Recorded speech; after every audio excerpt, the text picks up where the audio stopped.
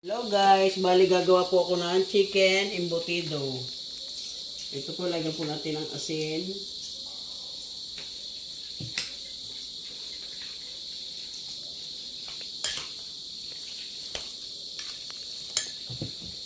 Lagyan po natin ng bawang,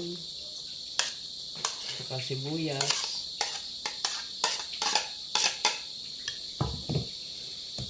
Tapos harina. Yung harina naman po, tinatansya ko na lang dahil hindi naman po ito napakadami.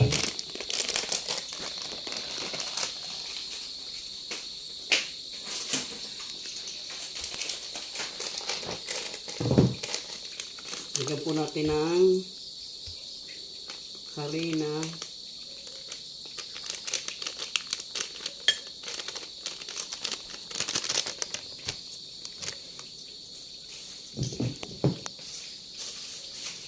Tapos ilagay po natin itong egg.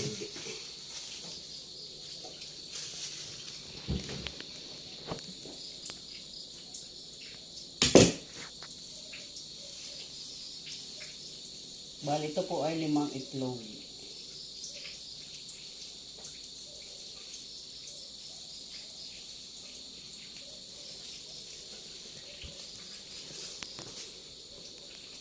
Bali, halo-haloin lang po natin ang mga ingredients. Lagyan po natin ng paminta.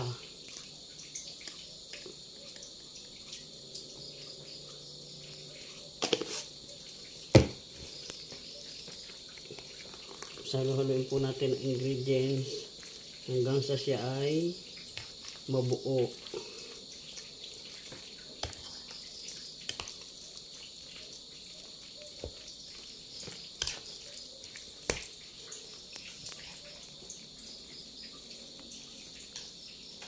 Hello guys,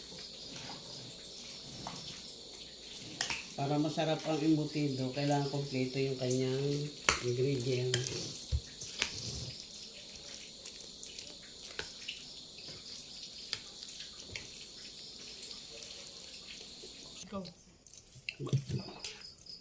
Okay na po ito. Pwede na siya. Dito po natin siya ilalagay pag in-steam, hindi na po sa mga dahon or sa foil.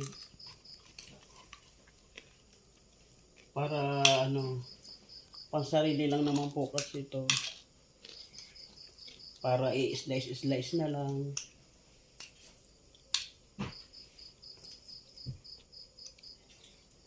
Tapos i-steam.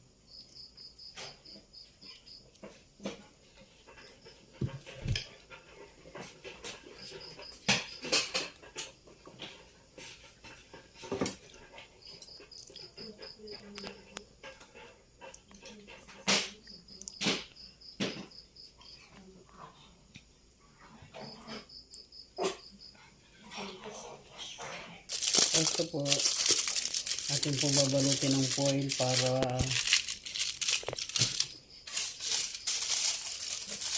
atin na pong i-steam. Pag na-steam, ipiprito.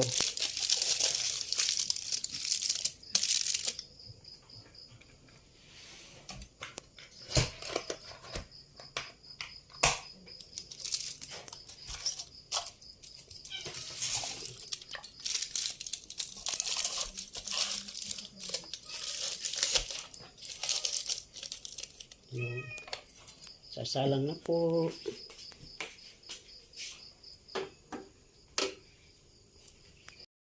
Na-steam na po natin to guys. Balik anuhin na po natin, i-slice natin para iprito naman siya.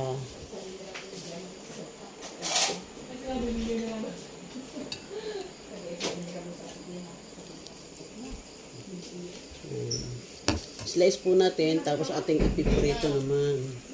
Wow, ang ganda niya. Oh. Ito pala yung maganda. Sa halip na bibili ka ng mga processed meat, gumawa na lang ng homemade. Oh.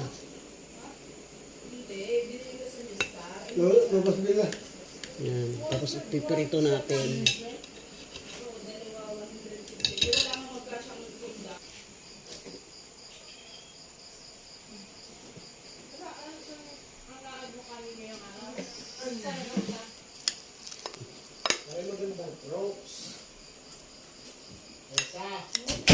Yan, mainit-init pa po to guys. Anong Airbnb? Airbnb.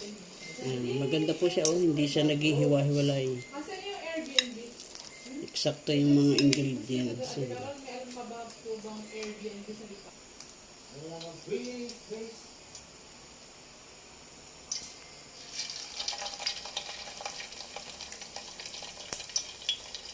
Ah, yun. Kaya pala, ano sa akin. Yung parang ano, yung magandang hintahan. Yung mga sabi ko pa nga pala kay Joseph. Ito meron ko bang Airbnb?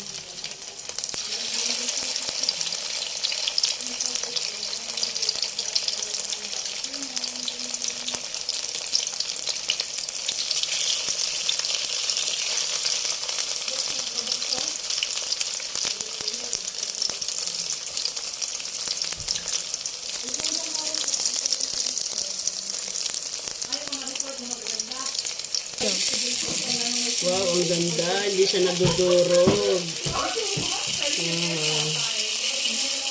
Pwede na siyang pwede na po siyang pang almusal or palaman. Diba? Instead po na tayo ay bibili sa labas, pwedeng tayo na lang gumawa. Kasi napakasimple lang pala. Okay, thank you po. Hello guys, luto na po yung aking embutido. Pwede na po natin tikman o kainin. Thank you po. Pa-subscribe naman po.